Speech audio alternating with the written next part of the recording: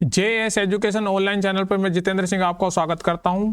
आज की हमारी क्लास नंबर 2 में हम चर्चा करने जा रहे हैं वृद्धि और विकास की अवस्थाओं पर। जैसे कि आप जानते हैं कि टेट सी टेट में ये दोनों जो टॉपिक हैं बहुत महत्वपूर्ण है, वृद्धि और विकास की अवस्था, जो आपकी सिलेबस के अकॉर्डिंग पहली क्लास होगी। पहली क्लास में हमने वृद्धि और विकास के बारे में डीपली चर्चा की। आज हमारा मुख्य वृद्धि और विकास के बारे में जो है अंतर स्पष्ट करेंगे और उसके बाद जो है विकास की अवस्थाओं पर हम यहाँ पर ध्यान केंद्रित करेंगे। तो दो टॉपिक होने वाले हैं हमारे। पहला, वृद्धि और विकास में क्या मेजर डिफरेंस है, और दूसरा आपका होने वाला है मानव विकास की अवस्था है, यानी विकास की जो डेवलपमेंट की जो स्टेजेज हैं मानव की, वो क्या क्या होती हैं। तो आइए शुरू करते हैं आज की अपनी क्लास। सबसे पहले हम देखेंगे वृद्धि और विकास। अब वृद्धि और विकास में अंतर जानने से पहले हम वृद्धि और विकास को थोड़ा सा एक बार रिवाइज कर लेते हैं। जैसे कि आप जानते हैं, डेवलपमेंट एक ऐसी प्रक्रिया है जो मानव के सभी पक्षों के परिवर्तन को देखते हुए जो प्रक्रिया की जाती है कि उन सभी पक्षों में क्या परिवर्तन हो रहा है, तो वो क्या होता है, विकास होता है। मान लीजिए मनुष्य के पक्ष सभी पक्ष हैं। पहला पक्ष है आपका शारीरिक पक्ष, दूसरा है आपका मानसिक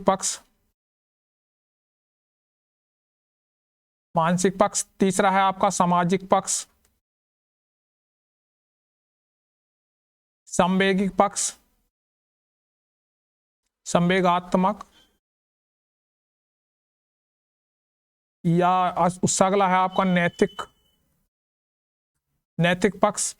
यानी जितने भी सारे मनुष्य के जितने भी सारे पक्ष हैं, उन सभी का जो हम जो है जिसमें परिवर्तन देखते हैं और परिवर्तन को देखते हैं कि क्या परिवर्तन हो रहा है समय के साथ साथ। यानी जो मानव का विकास है वो गर्भ धारण से लेकर जो मृत्यु तक चलता है, तो गर्भ के समय से लेकर मृत्यु तक उसके शारीरिक परिवर्तन, मानसिक परिवर्तन, सामाजिक परिवर्तन, संवेगिक परिवर्तन, नैतिक परिवर्तन, यानी सभी प्रकार के परिवर्तनों को जब हम देखते हैं तो वो क्या होता है, विकास की श्रेणी में आता है। यानी विकास की श्रेणी में हम मानव के सभी पक्षों के परिवर्तन को देखते हैं जो उसके गर्भ से लेकर मृत्यु तक चलते हैं। वहीं दूसरी ओर जो वृद्धि होता है, विकास का एक छोटा रूप होता है, छोटी इकाई होती है, वो होती है आपका शारीरिक पक्ष। केवल जब शारीरिक पक्ष को हम गर्भ से लेकर परिपक्व अवस्था तक, यानी 18-20 साल की आयु तक जब परिपक्व अवस्था होती है, तब तक जो परिवर्तन होते हैं, यानी गर्भ धारण से लेकर परिपक्व काल तक जो शरीर के अंदर परिवर्तन हो रहे हैं, वो होती है हमारी वृद्धि। तो वृद्धि जो होती है केवल शारीरिक पक्ष को देखते हुए की जाती में होती है, और जो सभी पक्षों में मनुष्य के जो परिवर्तन होते हैं वो क्या होते हैं, विकास के अंतर्गत आते हैं। विकास जीवन पर्यंत चलने वाली प्रक्रिया, यानी गर्भधारण से लेकर मृत्यु तक चलने वाली एक प्रक्रिया है। वृद्धि जो है गर्भधारण से लेकर परिपक्व अवस्था तक चलती है, यानी 18 से 20 वर्ष की आयु तक चलती है। तो यहाँ पर जो मुख्य पॉइंट पर यहाँ पर नजर डालते हैं, वृद्धि विशेष आयु तक चलने वाली प्रक्रिया, यानी विशेष आयु तक, परिपक्व काल तक, यानी 18-20 साल की उम्र तक जो है वृद्धि चलती है। विकास गर्भ धारण से लेकर मृत्यु तक चलता है, यानी जब से मनुष्य का जो मनुष्य गर्भ में होता है और मृत्यु तक इसका विकास चलता रहता है। उसके अलावा वृद्धि क्या होती है, वृद्धि जो है विकास का एक चरण है। वृद्धि एक विकास का एक चरण है, यानी जो शारीरिक पक्ष है विकास का वो केवल वृद्धि है, तो इसलिए विकास का एक छोटा चरण हुआ वृद्धि। और विकास में होने वाले परिवर्तन को हम जो है अंतर्भूत किया जा सकता है, यानी विकास में जो परिवर्तन होते हैं उन्हें हम केवल जो है महसूस कर सकते हैं, माप नहीं सकते, लेकिन वृद्धि को हम माप सकते हैं, देख सकते हैं। यानी वृद्धि कितना, लंबाई कितनी बढ़ गई, कितना भार हो गया, तो इन सब चीज़ों को हम माप भी सकते हैं और इन्हें हम देख भी सकते हैं। लेकिन कितना बालक ईमानदार है, या इसकी ईमानदारी कितनी बढ़ गई, इसके अंदर कौन सी कौशलता कितना बढ़ गया कुशलता, तो ये चीज़ें हम माप नहीं सकते, सिर्फ इनको देख सकते हैं, अनुभूत कर सकते हैं, आकलन कर सकते हैं। तो जो हमारी विकास है, जो हमारी डेवलपमेंट की प्रक्रिया, उसे हम केवल अनुभूति कर सकते हैं, उसको जो है हम कभी माप नहीं सकते, लेकिन वृद्धि को दूसरी ओर हम माप सकते हैं। तो इसमें एक परिवर्तन है। वृद्धि मुख्य रूप से शारीरिक परिवर्तन है। जो वृद्धि है हमारा वो शारीरिक रूप से परिवर्तन है, यानी शरीर के केवल शारीरिक रूप से शरीर में जो परिवर्तन होता है उसकी लंबाई में, चौड़ाई में, ऊंचाई में, वजन में, भार में, ये परिवर्तन जो होता है वो वृद्धि के अंतर्गत आता है। जो सभी मनुष्य के सभी पक्षों में शारीरिक, मानसिक, सामाजिक, सांवेगिक, नैतिक सभी पक्षों में जो परिवर्तन होता है वो विकास होता है। इसके अलावा जो वृद्धि केवल उन्हीं घटकों की होती है जो जन्म से मिलते हैं, यानी जो जन्म से मिले हैं, जन्म से क्या मिला है, शरीर मिला है। तो शारीरिक घटकों में मान लीजिए कोई बच्चा है तो उसका भार बढ़ सकता है, लंबाई बढ़ सकती है, वजन बढ़ सकता है, इन घटकों में तो हम परिवर्तन कर सकते हैं, लेकिन विकास के लिए आवश्यक नहीं है कि वो जन्म से ही मिला हो। विकास का जो है जन्म से भी जो घटक मिले हैं वो भी, और जो हमें समाज से मिले। मान लीजिए किसी बच्चे को अच्छे समाज में रहता है तो उसके अंदर अच्छे सामाजिक गुण आएंगे, नहीं उसका समाजीकरण अच्छा होगा, जिसके नैतिक गुणों का जो विकास होगा वो अच्छी नैतिकता वाला होगा, ईमानदार होगा। यानी कि जो नैतिकता है, ईमानदारीता है, या जो भी उसके गुणों में जो भी परिवर्तन होगा वो जो है उसका वो कभी भी हो सकता है, यानी जन्म के बाद भी हो सकता है। जरूरी नहीं कि वो जन्म से है। ऐसा नहीं कि ईमानदार माता पिता हैं तो उनका बच्चा ईमानदार ही होगा। उसको जो है जैसा वातावरण, जैसा समाज मिलता है वो उसी प्रकार से उसका उस पक्ष में विकास होता है। तो यहाँ पर वृद्धि और विकास से हमने समझा कि वृद्धि क्या हुई, कि वृद्धि जो है शारीरिक पक्ष में जो परिवर्तन होते हैं उसे वृद्धि बोलते हैं। इसे माप सकते हैं, हम देख सकते हैं, यानी एक तरीके मात्रात्मक होती है, मात्रा के रूप में इसे हम पहचान सकते हैं। लेकिन जब शारीरिक, मानसिक, सामाजिक, सांवेगिक, नैतिक, यानी सभी पक्षों में जो हम चेंजेस होते हैं, और वो चेंज जो होते हैं उनका जो मात्रा होती है, मात्रात्मक भी हो सकते हैं और गुणात्मक भी, गुणात्मक भी। तो ये सब चीजें जो होती हैं तो इसमें जो आती हैं विकास के अंतर्गत आती हैं, यानी इनके अंदर जो परिवर्तन होता है वो जो होता है विकास होता है सभी पक्षों में। और किसी एक विशेष पक्ष यानी शरीर के अंदर जो वृद्धि होती है, जो परिवर्तन होता है उसे वृद्धि बोलते हैं। तो वृद्धि और विकास को यहाँ पर हमने स्पष्ट किया, जो पुरानी कक्षा में इसकी विशेष चर्चा कर चुके थे। अब जो हमारी आज की मुख्य चर्चा है वो मानव विकास की अवस्थाएं हैं। मानव विकास की अवस्थाओं से लेकर काफी बार प्रश्न पूछे गए। सबसे पहली अवस्था है आपकी गर्भावस्था। गर्भावस्था क्या होती है? गर्भावस्था हमारी गर्भधारण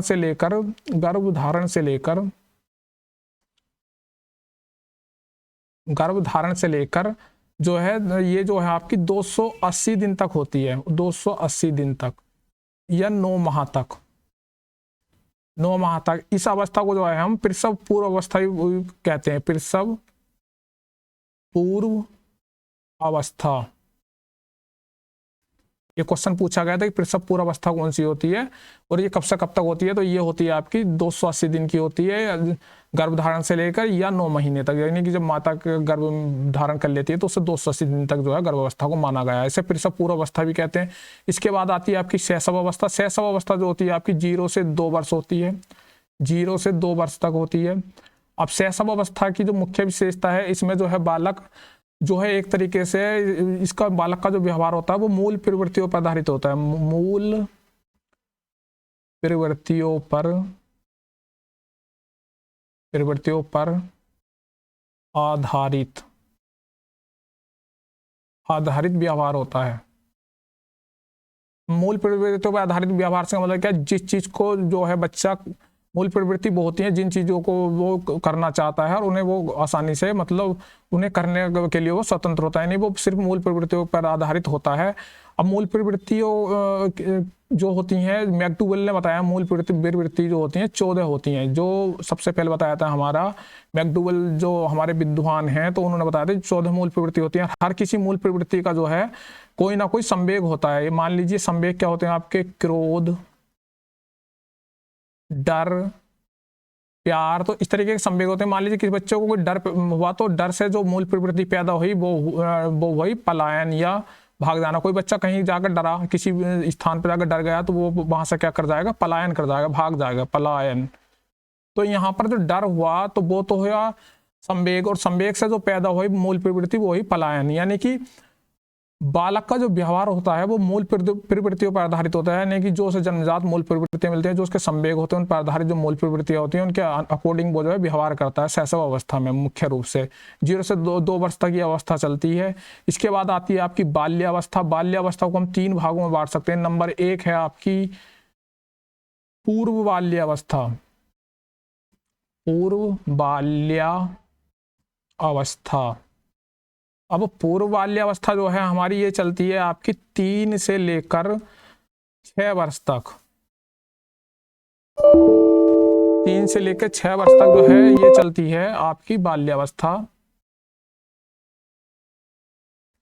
3 से लेकर 6 वर्ष तक आपकी बाल्यावस्था चलती है। तो इसकी जो मुख्य विशेषता है, इसके अंदर जो मुख्य चीजें पाई जाती हैं वो पाई जाती हैं। एक तो सबसे पहले कि इस अवस्था में जो है बालक का जो है विकास वो तीव्र गति से होता है। हर पक्ष का जो विकास है वो तीव्र गति से होता है। बच्चा जो होता है यहाँ पर जो है पूर्व बाल्यावस्था में जो है अनुकरण करके सीखता है, अनुकरण यानी देख कर सीखता है कोई भी चीज, माता पिता का या परिवार के अन्य सदस्यों का अनुकरण करके सीखता है।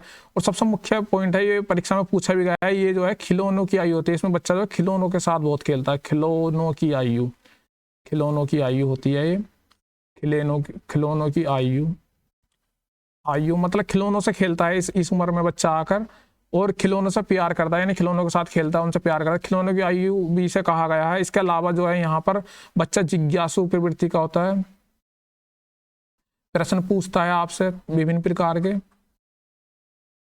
प्रश्न पूछता है। तो ये जो है पूर्व बाल्यावस्था की विशेषता है। इसके बाद जो आपका आता है वो आता है आपका दूसरा, मध्य बाल्यावस्था। मध्य बाल्यावस्था जो होती है आपकी 7 वर्ष से 9 वर्ष के बीच में होती है। अब मध्य बाल्यावस्था 7 वर्ष से 9 वर्ष की अवस्था में, इसमें क्या इसका मुख्य जो काम होता है वो होता है तार्किक एवं मूर्त रूप से सोचना प्रारंभ कर देता है यहाँ पर। यानी तार्किक, जिसमें तर्क हो कोई, और मूर्त यानी जो उसे चीज दिख रही है, सामने कोई चीज है कि 2 और 2 4 होते हैं, तो 2 और 2 से 4 दिखाई दे रहे हैं, तो वो 2 और 2 4 बताएगा। यहाँ पर जो है जो चीज दिखती है, जो उसके बारे में तर्क वितर्क करता है, उसके बारे में सोचता है। तो ये तार्किक और मूर्त रूप से सोचने की वस्तु होती है। इसके अलावा जो इसकी एक मुख्य विषय जो उत्तर बाल्यावस्था है, तीसरी उत्तर बाल्य अवस्था, ये आपकी होती है 10 से 12 वर्ष तक। 10 से 12 वर्ष की जो होती है उत्तर बाल्यावस्था होती है। उत्तर बाल्यावस्था के अंतर्गत जो है मूर्त के साथ साथ जो है, मूर्त और प्रत्यक्ष के साथ साथ जो है जो चीज दिख रही है, जो चीज मूर्त है, उसके बारे में वो जो है चिंतन करना प्रारंभ कर देता है, चिंतन प्रारंभ कर देता है। तो यहाँ पर चिंतन प्रारंभ हो गया। तो ये जो मुख्य यहाँ पर इनकी विशेषताएं बातें हैं कि यहाँ पर व्यवहार में क्या परिवर्तन आता है। इसके अलावा इसके जो है आता है आपका अगला आता है आपका किशोरावस्था। जो किशोरावस्था है वो बच्चे की होती है 13 से या 18 वर्ष तक। 13 से 18 वर्ष की अवस्था को जो है किशोरावस्था कहते हैं। किशोरावस्था में जो है अमूर्त चिंतन करने लगता है। अभी क्या था, पुरानी जो उत्तर बाल्यावस्था थी उसमें मूर्त चिंतन कर रहा था, लेकिन यहाँ पर जो है मूर्त चिंतन कर रहा है, यानी जो चीज वो देख रहा था उसके बारे में केवल चिंतन कर रहा था। अब जो चीज उसके सामने नहीं है तो उसके बारे में भी यहाँ पर वो चिंतन प्रारंभ कर देता है, यानी उसकी जो कल्पना शक्ति है उसका विकास होने लगता है। वीर पूजा यानी जो भी जिस भगवान देवी देवता को मानता है उसके पूजा पाठ में लग जाता है। शारीरिक परिवर्तन होने शुरू हो जाते हैं इस अवस्था में। मतलब जो लड़कियां हैं या जो पुरुष हैं उनके अंदर कुछ ना कुछ परिवर्तन होते हैं। जैसे इसके अलावा जो है आपका आता है स्वतंत्र रहने की भावना पैदा हो जाती है किशोर अवस्था में। विद्रोह की भावना, मतलब माता पिता से या बड़ों से अपने विद्रोह करने लगता है।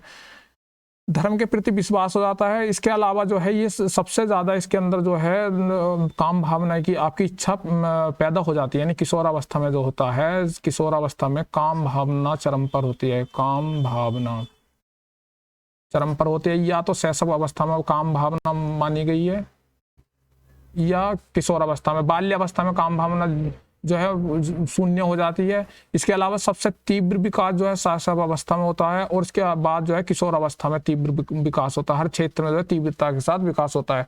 किशोरावस्था जो है तनाव और संघर्ष की अवस्था है।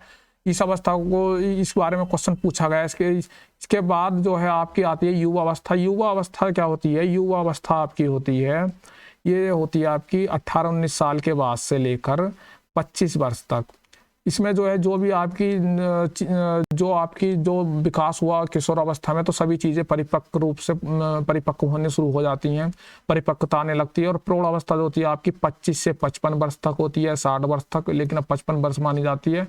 तो इसमें जो है पूर्ण रूप से परिपक्व हो जाता है। जो भी उसकी चीजें हैं, हर रूप से, शारीरिक रूप से, मानसिक रूप से, सब चीजों की तरफ से वो पूर्ण रूप से परिपक्व हो जाता है। और वृद्धावस्था जो होती है आपकी वो होती है 55 वर्ष या 60 वर्ष से मृत्यु तक, यानी मृत्यु तक जो है ये चलती है।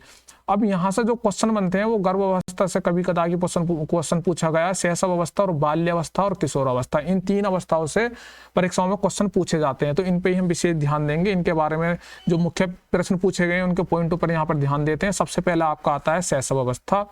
शैशव अवस्था के अंतर्गत क्या होता है, जीवन का सबसे महत्वपूर्ण काल है। महत्वपूर्ण काल क्यों है, क्योंकि इसके अंदर ही जो है बालक की सब चीज़ें तीव्रता के साथ बढ़ती हैं। जैसा बालक जो है कोरी स्लेट के तरह होता है, उस पर जिस तरीके का हम जैसे वातावरण में जैसे व्यवहार उसे देते हैं वो उस तरीके से सीख लेता है। सीखने की आदर्श काल होता है शैशव अवस्था। खिलौनों की आयु, अब खिलौने की शैशव अवस्था को ही जो है पूर्व बाल्यावस्था का जो पहला भाग है उसे शैशव अवस्था में कुछ किताबों में लिखा जाता है, लेकिन पूर्व बाल्यावस्था में आएगा खिलौनों की अवस्था। ये क्वेश्चन पूछा गया था यूपी टीईटी 2017 में। इसके बाद भावी जीवन की आधारशिला, यानी कि जो जीवन में जो बच्चा करना चाहता है, बनना चाहता है, यहीं से उसका आधारशिला हो जाती है। अतार्किक चिंतन, यानी अतार्किक चिंतन यानी जिसका कोई तर्क ना हो, ऐसा चिंतन करता है बालक इस अवस्था में कि जिसका कोई तर्क ना। मान लीजिए आसमान में तारे हैं तो वो सोचता है कि ये तारे जो हैं किसी धागे के साथ लटके हुए हैं, तो ये क्या हुआ, अतार्किक चिंतन हुआ। तीव्र विकास की आयु का सर्वाधिक महत्वपूर्ण काल, यानी तीव्र मतलब सबसे तीव्र जो विकास होता है वो शैशव अवस्था में होता है। लेकिन यदि आपसे क्वेश्चन में पूछा है तो शैशव अवस्था में विकास की गति तीव्र होती है और किशोरावस्था में विकास की गति तीव्र होती है। लेकिन किशोरावस्था में शैशव अवस्था से भी अधिक होती है विकास की अवस्था। मतलब विकास जो सबसे तीव्र होता है वो शैशव अवस्था में होता है। उसके बाद जो है बाल्यावस्था में मंद हो जाता है। उसके बाद जो है किशोरावस्था में फिर से तीव्र होता है। इसके बाद जो है संवेगों की दृष्टि से स्वर्णिम काल, यानी जो संवेग है उसके, तो उसकी दृष्टि से ये वहाँ पर जो है ये स्वर्णिम काल है। अब इसके बाद जो आती है इसकी विशेषता आती है शैशव अवस्था की शारीरिक व मानसिक विकास इसमें तीव्रता सा होता है। ये हम चर्चा भी करी थी। इसमें सीखने की प्रक्रिया में तीव्रता, यानी हर चीज में तीव्रता होगी। कल्पना जगत में विचरण, इस समय जो है कल्पना बहुत करता है कि चंद्रमा जो है इसके पीछे कोई टॉर्च लेकर बैठा है, इस तरह मतलब बच्चा अपने अलग अलग तरीके की कल्पना करता है कि वहां से जो लाइट आती है ऐसा होता है वैसा होता है, लाइट यहाँ से आती है। अब वाहन चल रहे हैं तो चारों तरफ जो है पेड़ चल रहे हैं, तो इस तरीके के अब ये कल्पना करता है। मूल प्रवृत्तियात्मक व्यवहार, यानी मूल प्रवृत्तियों पर आधारित व्यवहार करता है। यदि कोई उसके अंदर कोई भी मूल प्रवृत्ति है जो जन्म से उसे मिली, यदि उसे गुस्सा आ रहा है, क्रोध आ रहा है, तो वो क्रोध में किसी उसके बदले वो जो है उसका रिएक्शन तुरंत करता है। किसी ने उसे डांट दिया तो उसका वो उसके प्रति उसे जो है मार भी सकता है। यानी बच्चा जो है उसे भूख लगी तो वो रोने लगता है, वो उसे अच्छा लगा तो वो खुश होने लगता है। इस तरीके से वो जो है अपनी मूल प्रवृत्तियों के आधारित जो व्यवहार करता है। दोहराने की प्रवृत्ति, इस अवस्था में बच्चा जो है हर चीज को दोहराता रहता है बार बार।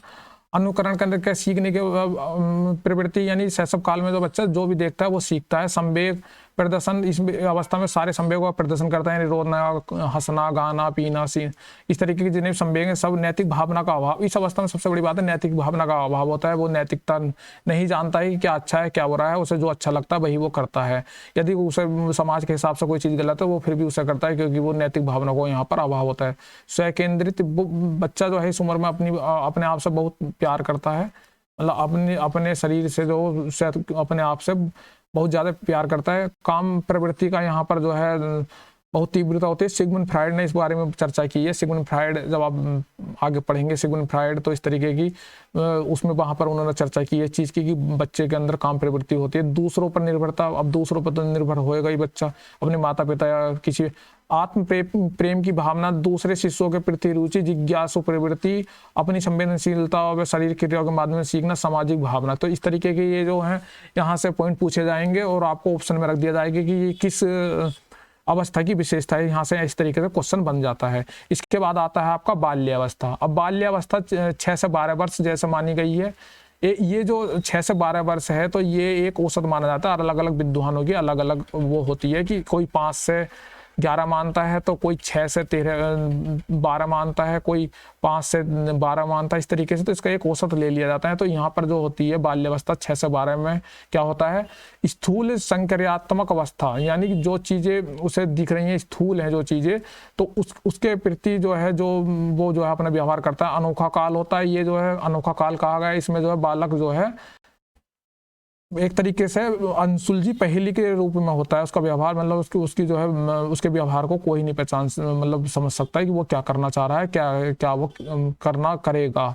निर्माण काल, यहाँ से जो निर्माण काल शुरू होता है बालक का, जो आने वाले जीवन है उसके वहाँ से सफलता है, सफलता की नींव जो है बाल्यावस्था या 6 से 12 वर्ष के बीच में रखनी शुरू हो जाती है। प्रारंभिक विद्यालय की आयु, अब जो होता है प्राइमरी में जब बच्चा पढ़ना जाता है तो 6 से वर्ष की आयु से ही उसकी जो प्रारंभिक शिक्षा शुरू होती है।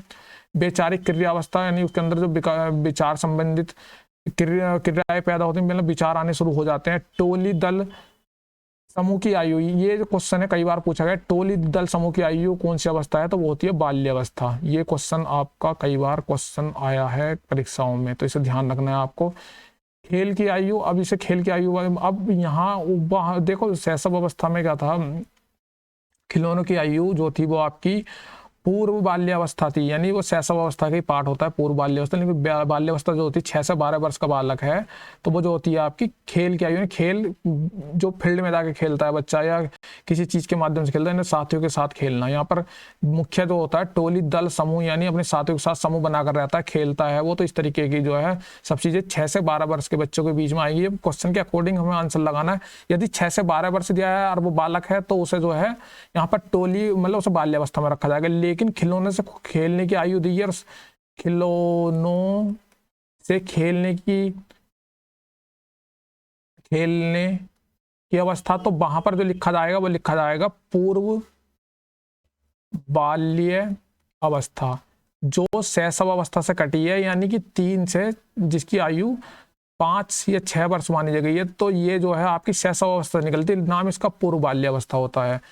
इसके बाद आपका आता है प्रतिद्वंदात्मक समाजीकरण, यानी कि समाज के प्रति जो जब वो अपना समायोजन करता है तो उसके अंदर प्रतिद्वंद रहता है, मतलब एक तरीके का ऐसा टाइम पीरियड होता है।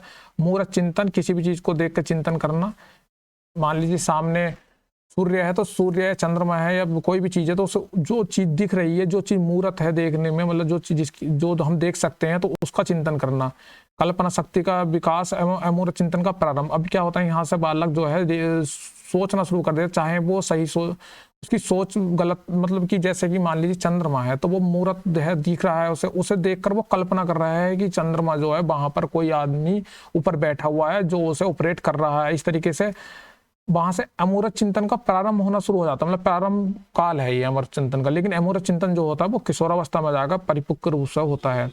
इसके बाद बाल्यावस्था की तीव्र शारीरिक क्रियाशीलता अभिवृद्धि, यानी जो बाल्यावस्था की जो तीव्र शारीरिक क्रियाशीलता अभिवृद्धि है, इसमें जो शारीरिक क्रियाशीलता होती है वो कुछ तीव्र होने लगती है। सामाजिक विकास होने लगता है, समझो जो भी समाज के अंदर रहना है उसे किस तरीके से समाज में उठना बैठना है, किस तरीके से समाज के अंदर नैतिकता है, जो भी नियम कानून है उनके अंदर उसके विकसित होने लगते हैं। नए कौशल एवं क्षमताओं का विकास में वृद्धि का स्वर्णिम काल है, यानी जो भी उसके अंदर नए नए कौशल आने हैं, उन क्षमताएं हैं, उनके विकास में जो है उसका जो है ये काल स्वर्णिम होता है, यानी बाल्यावस्था की ये मुख्य विशेषता है। इस तरीके से यहाँ से क्वेश्चन बनता है। मुख्य रूप से यहाँ पर टोली दल समूह वाला जो है ये मुख्य है, ये कई बार क्वेश्चन में पूछा गया है, यानी पेपर में आपके आया है।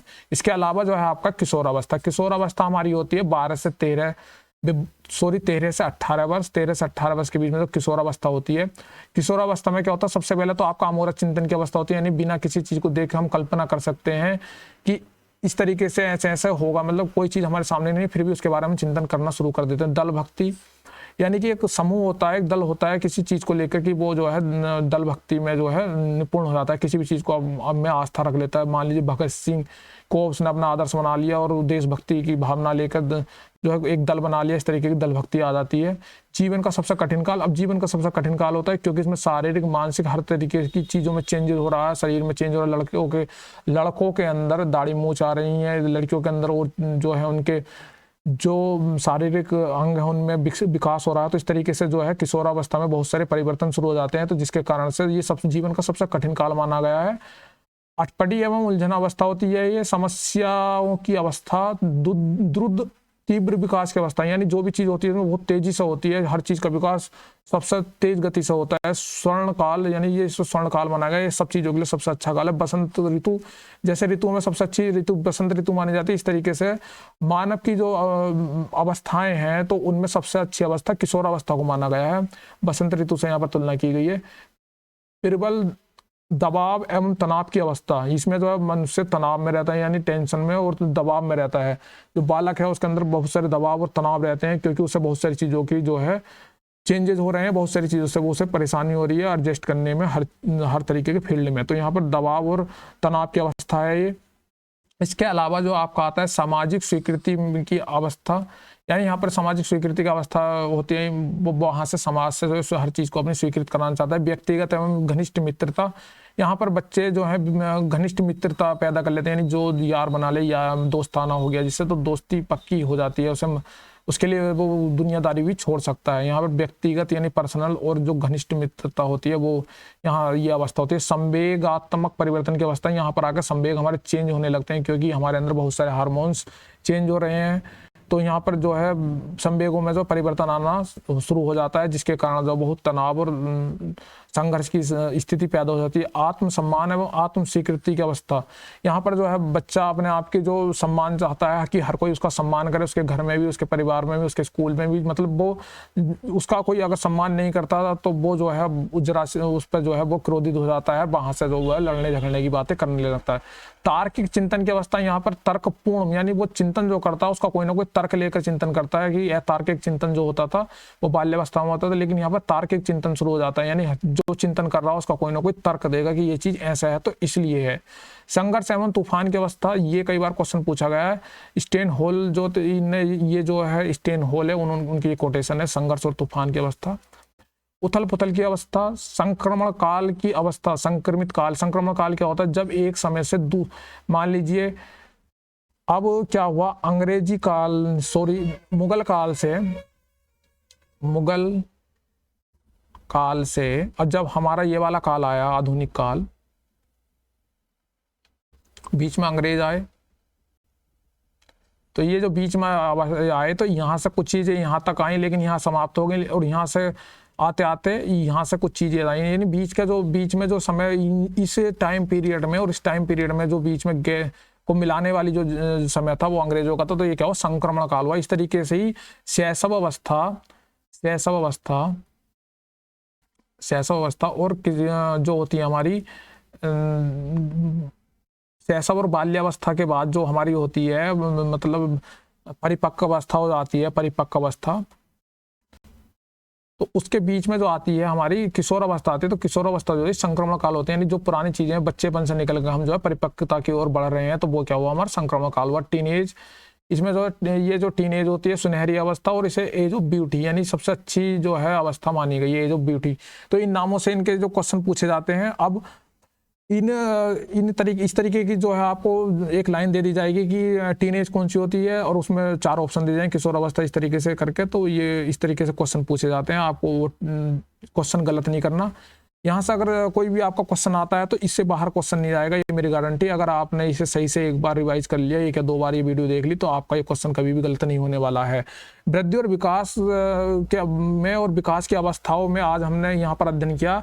यहाँ से टेट, सुपर टेट या किसी भी परीक्षक भर्ती के लिए ये काफ़ी है, इतना आप पढ़ लीजिए और इसे रिवाइज कर लीजिए, आपका कभी भी कोई भी क्वेश्चन गलत नहीं होगा। आज की कक्षा में इतना ही, अगली कक्षा का इंतजार कीजिए। नमस्कार।